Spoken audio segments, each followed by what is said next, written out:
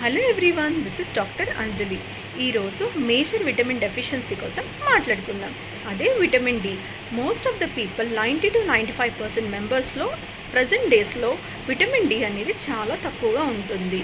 House hold individuals like house wives కానీ, ఇండోర్లో work చేసే వాళ్ళకి కానీ, కంప్లీట్గా క్లోత్స్ కవర్ చేసుకునే వాళ్ళు కానీ, సన్లైట్ ఎక్స్పోజర్ తక్కువ ఉన్న వాళ్ళు లైక్ నార్థన్ లాటిట్యూడ్స్ యూకేలో ఉన్నవాళ్ళు కానీ, ఒబెసిటీ ఉన్నవాళ్ళు కానీ, డయాబెటీస్ ఉన్నవాళ్ళు కానీ మెజారిటీ ఆఫ్ పీపుల్కి విటమిన్ డి అనేది తక్కువగా ఉంటుంది.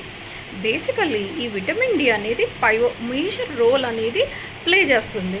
విటమిన్ డి అనేది మన ఇన్నీట్ ఇమ్యూనిటీని రెగ్యులేట్ చేయడానికి యూజ్ అవుతుంది. సపోజ్ మన బాడీలో ఏదైనా ఇన్ఫ్లమేషన్ కానీ, ఇన్ఫెక్షన్ కానీ వస్తే ఈ ఇన్నీట్ ఇమ్యూనిటీ ఉంటే ఫస్ట్ లైన్ డిఫెన్స్గా యాక్ట్ చేస్తుంది.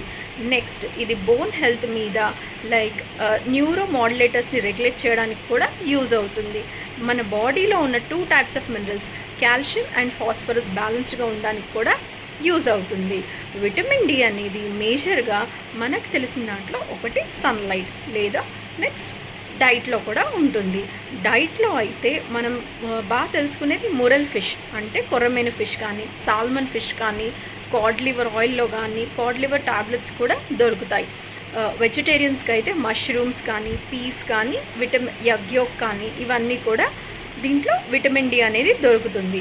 విటమిన్ డి లోపించడం వల్ల చిన్నపిల్లలకి రికెట్స్, మిడిల్ ఏజ్ వాళ్ళకి, ఇంకా ఓల్డ్ ఏజ్ వాళ్ళకి ఆస్టియోమలేషియా కానీ, ఆస్టియోపోరోసిస్ కానీ డిసీజెస్ రావడం అనేది జరుగుతుంది. దానివల్ల బోన్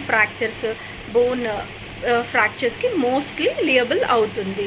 సో విటమిన్ డి అనేది టెస్ట్ చేసుకొని ప్రాపర్ ఫిజిషియన్ని కన్సల్ట్ చేసుకొని ఓరల్ ఫామ్లో తీసుకోండి. Thank you.